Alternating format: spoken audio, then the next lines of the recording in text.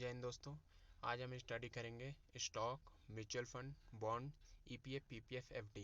इन investment में सबसे अच्छा इन्वेस्टमेंट कौन सा है और किस में कितना रिस्क है, कितना रिटर्न है, और यह भी देखेंगे कि किस इन्वेस्टमेंट में ज़्यादा ध्यान देने की ज़रूरत है और कौन से इन्वेस्टमेंट में ज़्यादा नॉलेज चाहिए, क्या नॉलेज चाहिए। तो चलिए देखते हैं इस वीडियो को। सबसे पहले आते हैं हम स्टॉक पर। स्टॉक में इन्वेस्ट करने के लिए सबसे पहले हमें कंपनी के फंडामेंटल्स को जानना ज़रूरी है, जिनके लिए हम इन पॉइंट्स पर रिसर्च करेंगे।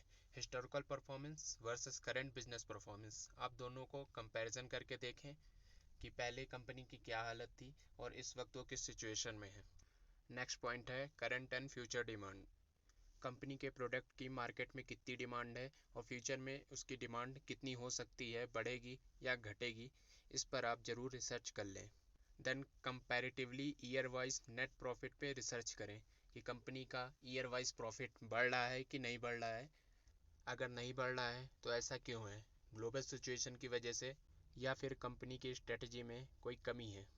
नेक्स्ट आता है लॉस। अगर कंपनी लॉस में जा रही है तो उसके रीजंस पर ध्यान दें। नेक्स्ट है अवेलेबल कैश। कंपनी के पास डे टू डे ऑपरेशन के बाद या सारी रिक्वायरमेंट पूरी होने के बाद भी अगर कैश बच जाता है, जो भी एक्स्ट्रा कैश होता है वो सरप्लस कैश कहलाता है। ये कैश कंपनी मोस्टली यूज़ करती है या तो एक्स्ट्रा कमाई करने के लिए बॉन्ड वगैरह में लगा देती है, और कंपनी के ऊपर कोई कर्ज है तो उस कर्ज को चुकाने के लिए इस एक्स्ट्रा अवेलेबल कैश का यूज़ किया जाता है।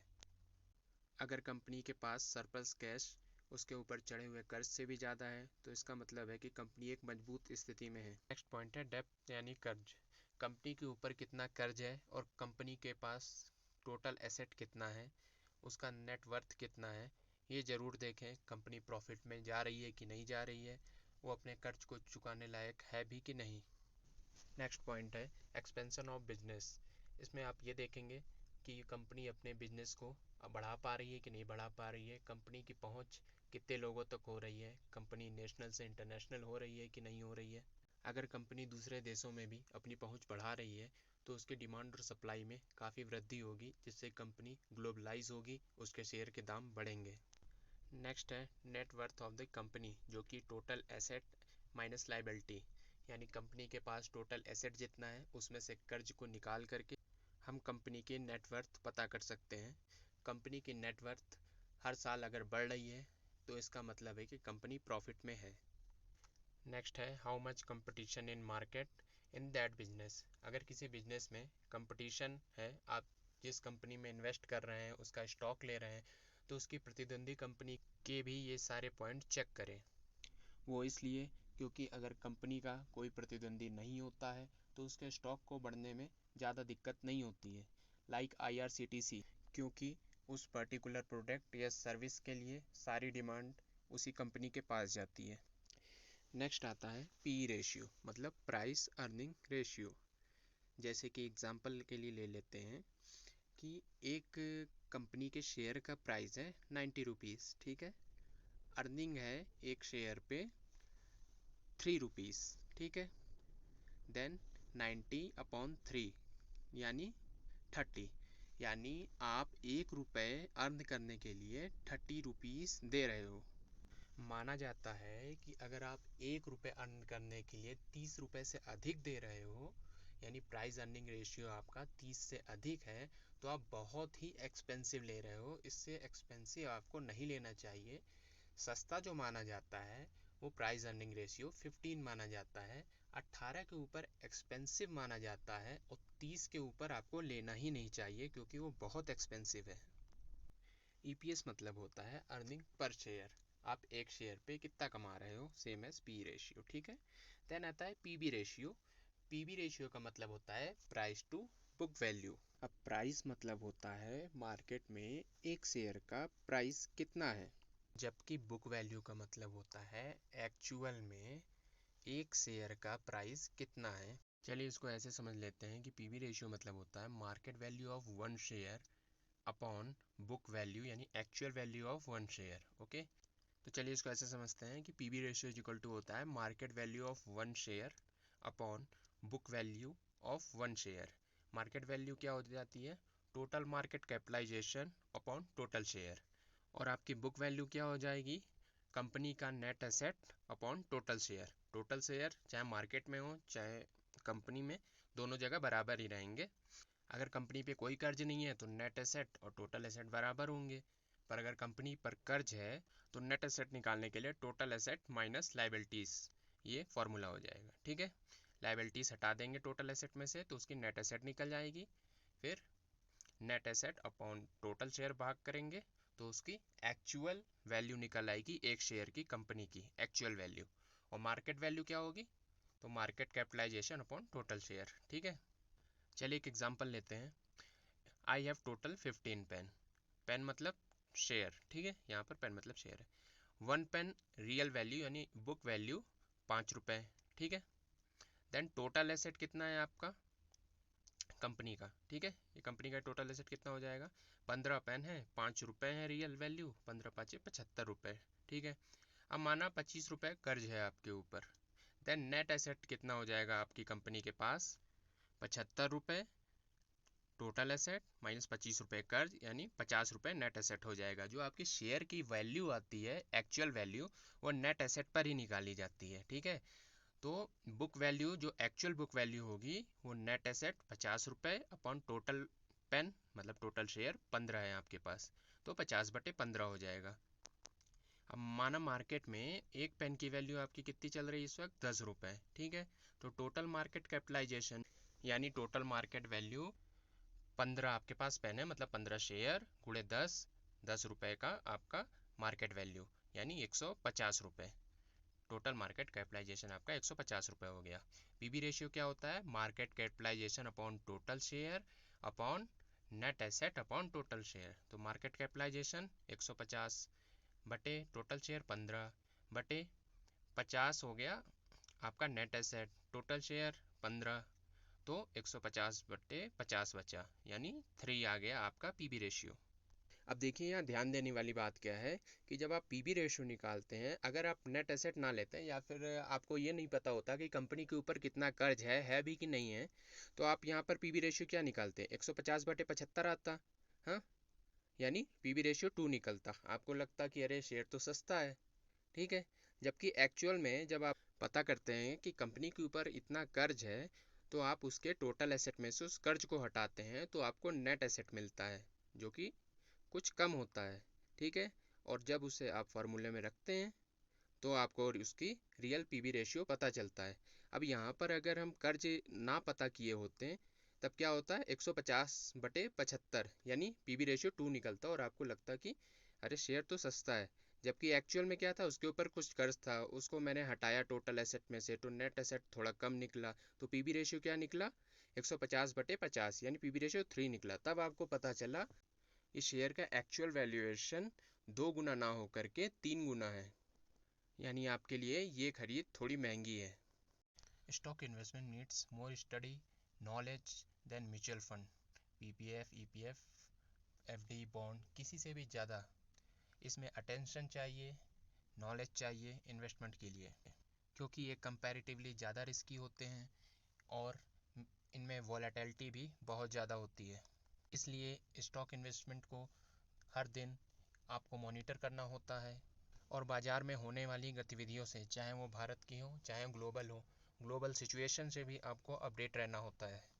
मार्केट में कब और कितना इन्वेस्ट करना है ये आपको तय करना होता है।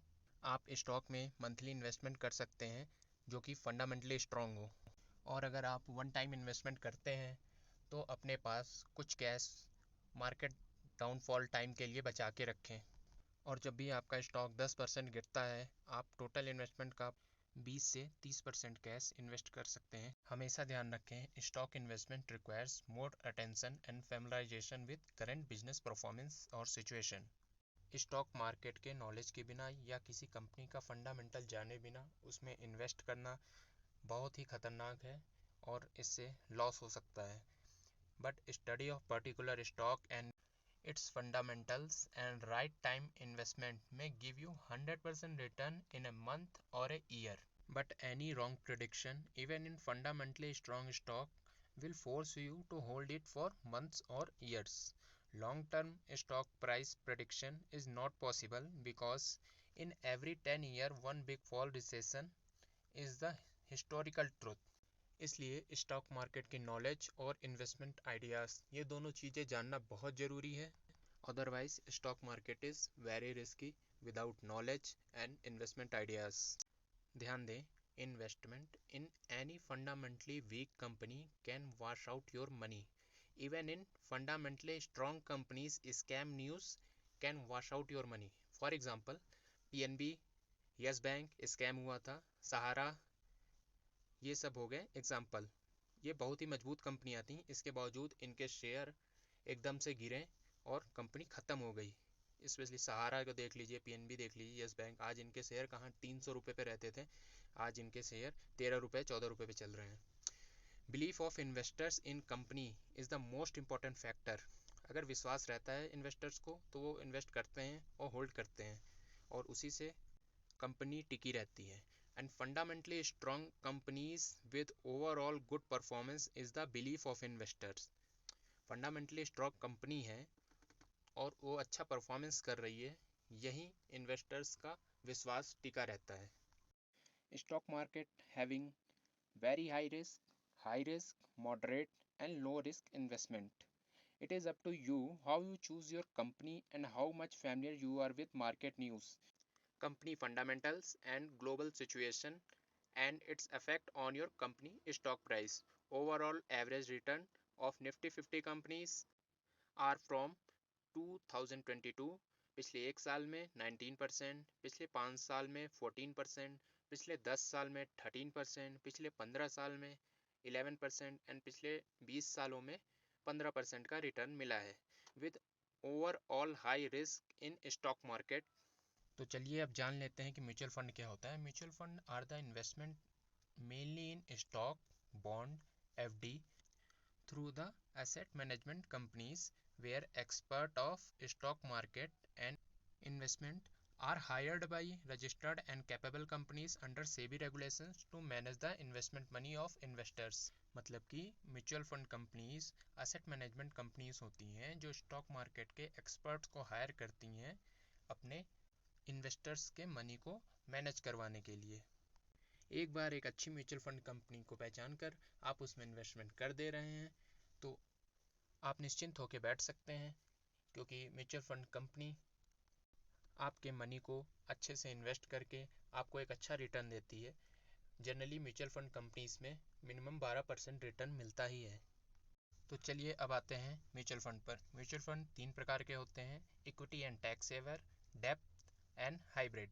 इक्विटी म्यूचुअल फंड में क्या होता है कि म्यूचुअल फंड कंपनी आपके मनी को स्टॉक मार्केट में इन्वेस्ट करती हैं, ठीक है। जो फंड मैनेजर होता है, मतलब कि स्टॉक मार्केट का एक्सपर्ट होता है, वो रिसर्च करता है और बेस्ट कंपनीज को चूज़ करता है और उसमें आपके मनी को स्टॉक मार्केट में इन्वेस्ट करता है। इसलिए जब आप म्यूचुअल फंड कंपनी में अपना पैसा इन्वेस्ट करते हैं तो आपको ज़्यादा सोचने की ज़रूरत नहीं पड़ती है, क्योंकि आपका एक्सपर्ट सारी चीज़ों को संभालता है और अच्छा रिटर्न दिलवाता है। बस आपको एक अच्छी म्यूचुअल फंड कंपनी चूज़ करनी होती है, ये मैं आपको आगे बता दूंगा कि कैसे चूज़ करनी है। Since equity mutual fund is based on market, so it is volatile as per market and also having very high risk for short term investment, okay, but for long term minimum 3 years investment there is very low risk and best and bigger return, more than 12% and up to 30% CAGR compound annual growth rate comparison to any other scheme और investment type.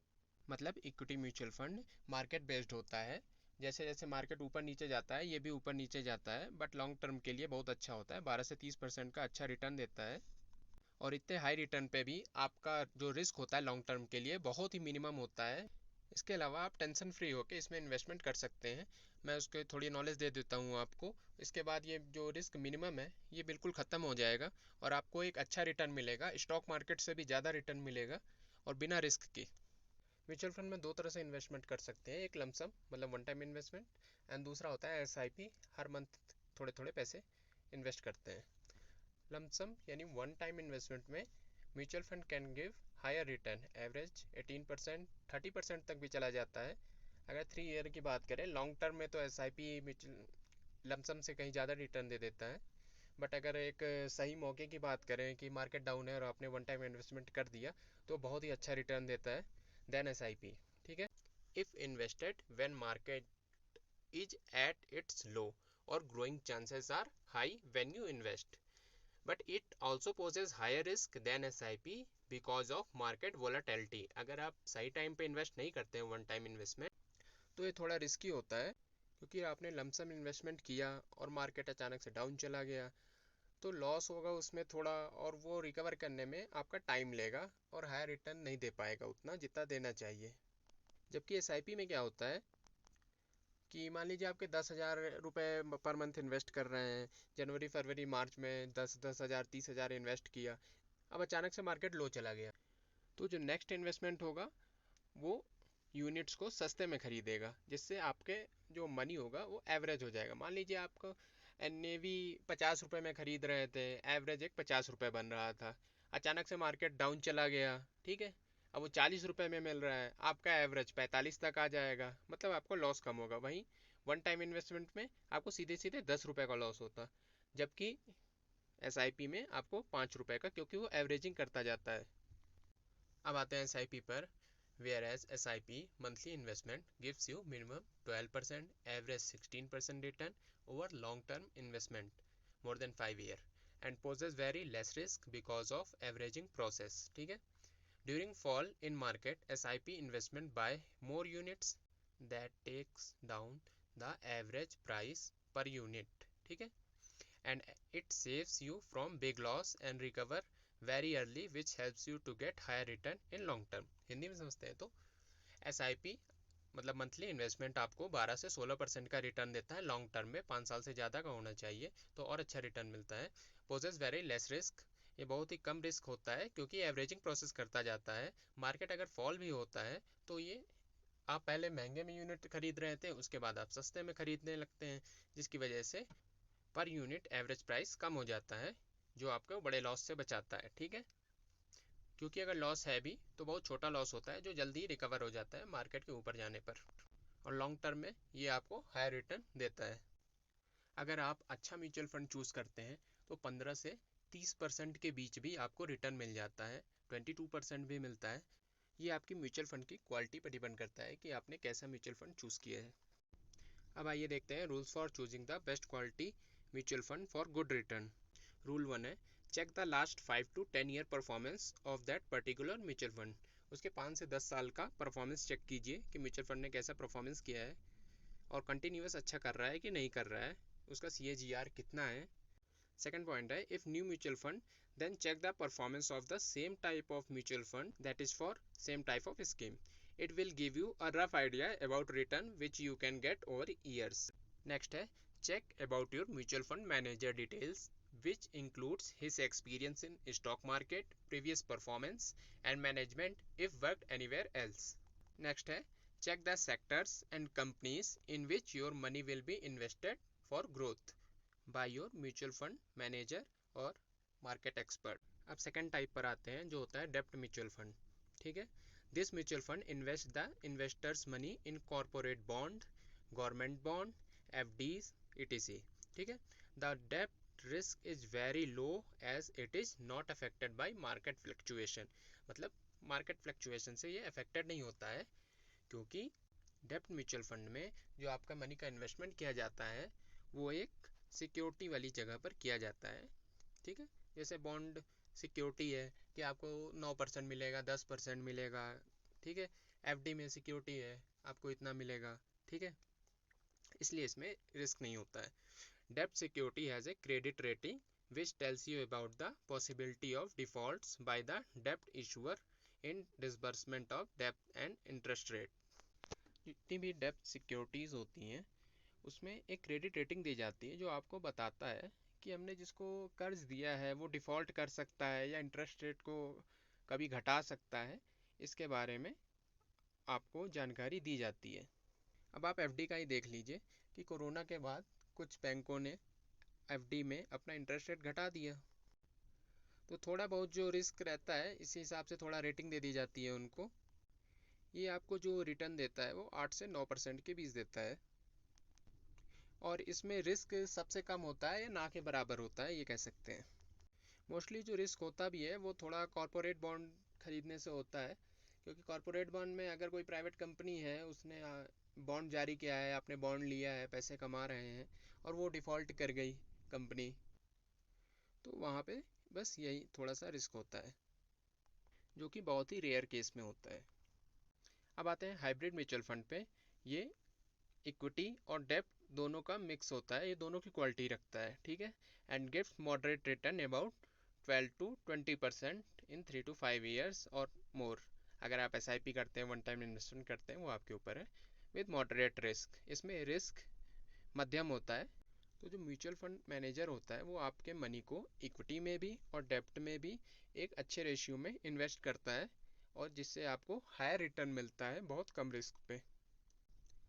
अगर मैं mutual fund में invest करने के लिए कहता हूँ तो मैं म्यूचुअल फंड में हाइब्रिड और इक्विटी को ही चुनूंगा, इन दोनों में से एक। मोस्टली मैं इक्विटी को प्रेफर करता हूँ, पर हाइब्रिड भी मेरे लिए ठीक है। बट मैं कभी भी डेप्ट वाले में नहीं करूँगा, क्योंकि 8 से 9% ही रिटर्न मिलता है। इससे अच्छा तो FD कर दो या फिर PF में रख लो। अब आते हैं टैक्स सेविंग म्यूचुअल फंड में। इसमें क्या होता है कि इक्विटी म्यूचुअल फंड जो होते हैं वो एक टाइम के लिए फिक्स कर दिए जाते हैं, मिनिमम 3 years के लिए। मतलब आप 3 साल तक अपने पैसे को नहीं निकाल सकते हैं। इसको ELSS म्यूचुअल फंड बोलते हैं। It has a minimum 3 year locking period, which means you cannot redeem your investment till completion of 3 year. Okay. It also gives a very good return, same as equity mutual fund, क्योंकि equity mutual fund का ही होता है, बस एक locking period होता है इसमें, which can varies between 15 to 30%।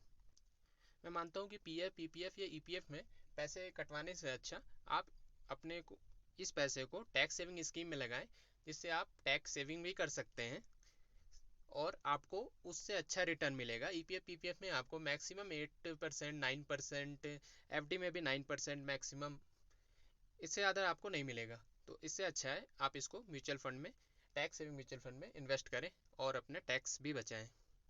इसमें आपको रिटर्न 15 से 30% के बीच में मिल सकता है अगर आप अच्छा म्यूचुअल फंड चूज़ करते हैं। बाकी मिनिमम 12% तो आपको रिटर्न मिलेगा ही मिलेगा। अब आते हैं डिविडेंड पर। म्यूचुअल फंड में भी डिविडेंड मिलता है, उनको IDCW म्यूचुअल फंड होते हैं वो, ठीक है। मोस्टली आपको लॉकिंग पीरियड वाले ही मिलेंगे। All 3 types of mutual fund have dividend mutual fund, ठीक है। जब तीनों टाइप के मैंने आपको पढ़ाए हैं अभी, उन तीनों टाइपों में आपको डिविडेंड वाले म्यूचुअल फंड मिल जाएंगे। It is good for those who want money half yearly yearly from mutual fund without redemption. आप रिडेम्पशन नहीं करना चाहते हैं, लेकिन चाहते हैं कि आपको म्यूचुअल फंड से कुछ ना कुछ प्रॉफिट मिलता रहे, तो डिविडेंड म्यूचुअल फंड आपके लिए बहुत अच्छा होगा। मोर यूनिट्स, आपकी ज़्यादा यूनिट है, you get more dividend, okay, because dividend is issued as per unit। 1 रुपये पर यूनिट, कोई 2 रुपये पर यूनिट देता है, कोई 3 रुपये पर यूनिट देता है, कोई 50 पैसे पर यूनिट देता है, कोई छमाही देता है, तो कोई साल में एक ही बार आपको डिविडेंड देता है। आपको एक चीज़ बता दूं कि अगर म्यूचुअल फंड पे आपको सालाना 1 लाख रुपए से ज़्यादा प्राप्त हो रहा है और आपने उसे रिडीम कर लिया है, तो 10% टैक्स कटता है। ये टैक्स कैसे बचाना है, इसका लिंक मैं वीडियो के डिस्क्रिप्शन में दे दूंगा, आप वहाँ से देख सकते हैं। अब आते हैं PPF EPF और FD में। This investment having fix compound interest rate and investment is locked for fix time like 5 year 10 year 15 year, okay। It gives interest rate about 7 to 9% and it gives you 100% security for fixed return and has no risk। यहाँ पर एक आपको बात बता दे रहा हूँ कि हमें कोई भी इन्वेस्टमेंट हो, किसी भी टाइप का हो, अगर जितना भी रिटर्न मिल रहा है उसमें हम उसे महंगाई दर से घटा के ज़रूर देखते हैं, जिससे हमें पता चले कि ओवर द टाइम पीरियड हमें एक्चुअल रिटर्न कितना मिल रहा है। जैसे कि मान लिया कि किसी इन्वेस्टमेंट में आपको 10% का रिटर्न मिला है ओवर द टाइम पीरियड, मान लीजिए 10 ईयर में, ठीक है। अब उस 10 ईयर का एवरेज महंगाई दर है 6%, ठीक है। तो जो एक्चुअल रिटर्न आप एक तरह से देखोगे वो 4% ही है आपका, 10 - 6, 4% ही एक्चुअल रिटर्न है। क्योंकि आपका बाकी पैसा तो टाइम के साथ घट गया ना, क्योंकि महंगाई बढ़ रही है।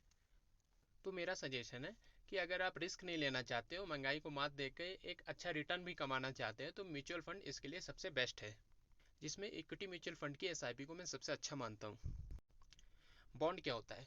बॉन्ड होता है जब कंपनी बैंक से पैसा ना लेकर के, कि उसे बैंक देगा 12% 14% ब्याज पर पैसा, लेकिन वो पब्लिक जिसे एक्चुअल में बैंक देता है 6%, 7%, 8% मैक्सिमम फिक्स डिपॉजिट पे भी, ठीक है।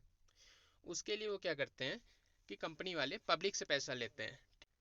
बॉन्ड भी एक फिक्स टाइम के लिए होता है, और इसमें जो कंपनी वाले होते हैं वो एक अच्छा इंटरेस्ट रेट देते हैं ग्राहक को, 9%, 10%, 11% तक देते हैं, जिससे पब्लिक भी फ़ायदे में रहती है और कंपनी भी फ़ायदे में रहती है। इसके लिए कंपनी अपनी ओर से बॉन्ड जारी करती है, एक शर्त पत्र होता है, कानूनी पत्र होता है। टाइम पूरा होने पर ग्राहक अपने उस इंटरेस्ट रेट पर, जिस इंटरेस्ट रेट पर कानूनी समझौता हुआ है, उसके वो अपना पैसा निकाल सकता है। बॉन्ड में बस एक ही रिस्क ये होता है कि कंपनी जो पैसा उधार लेती है, अगर वो डूब गई तब ग्राहक को खतरा होता है उसके इन्वेस्टमेंट के डूबने का। इसलिए मोस्टली लोग अगर बॉन्ड लेते भी हैं तो गवर्नमेंट बॉन्ड लेते हैं, या फिर बहुत ही ट्रस्टेड कंपनी होती हैं तो उसी का बॉन्ड लेते हैं। आइए अब चलते हैं कंक्लूजन पर। EPF, PPF, FD are the most secured fixed return in lock in period of 5, 10 और 15 years, about 7 to 9% with no risk. Okay, ये फिक्स्ड रिटर्न होते हैं, इसमें आपको कोई रिस्क नहीं होता है। आपको लॉक इन पीरियड के बाद फिक्स रिटर्न के अकॉर्डिंग पैसा मिल जाएगा, ठीक है। अब बॉन्ड का क्या है, बॉन्ड में थोड़ा सा रिस्क होता है अगर वो प्राइवेट कंपनी का बॉन्ड हो, क्योंकि प्राइवेट कंपनी कभी भी हो सकता है फाइनेंशियल लॉस हो गया हो, कंपनी डूब जाए, देन ये रिस्क है थोड़ा सा। लेकिन अगर आप गवर्नमेंट बॉन्ड लेते हैं तो वहाँ पे कोई रिस्क नहीं है, और 8 से 11% के आसपास आपको रिटर्न मिल जाएगा। और अगर कोई प्राइवेट बॉन्ड हो तो कंपनी फंडामेंटली मजबूत हो। अब आते हैं लॉन्ग टर्म म्यूचुअल फंड में। जो लॉन्ग टर्म का म्यूचुअल फंड इन्वेस्टमेंट होता है, एसआईपी वाला, वो आपको 12 से 30% का रिटर्न और एवरेज 16% का रिटर्न आराम से दे देता है। और अगर लॉन्ग टर्म की बात करें तो इसमें रिस्क भी बहुत कम होता है, स्टॉक में ज़्यादा होता है। Stock gives you greater return about 14.5%, but it is very risky and required a lot of attention and understanding of market। तब मैं यही सजेस्ट करूँगा कि म्यूचुअल फंड में आप लोग इन्वेस्टमेंट करें, क्योंकि इसमें स्टॉक मार्केट से भी ज़्यादा रिटर्न सेफली मिल जाता है, जबकि स्टॉक मार्केट में आपको नॉलेज और टाइम दोनों चाहिए होता है। Overall mutual fund SIP for long term is the best investment ever I have seen for tension free bigger return than any investment. क्योंकि अगर स्टॉक में आपको नॉलेज है पर टाइम नहीं है तो वहाँ पे भी आप मात खा जाओगे। You can choose the stock as per your risk appetite and knowledge and time for management of your portfolio। Okay, कहीं से भी आपको इन्वेस्टमेंट में जो भी रिटर्न मिलता है उस पर एक चीज़ ज़रूर ध्यान दीजिएगा। जब भी आप कोई रिटर्न पाते हैं, जैसे यहाँ पे 12% रिटर्न मान के चल रहे हैं कि मुझे मिल रहा है, और average inflation over the time 7% है, देन एक्चुअल रिटर्न हम कंसीडर करेंगे 12 - 7 यानी 5%। That makes your investment actually valuable. Thanks for watching. जय हिंद।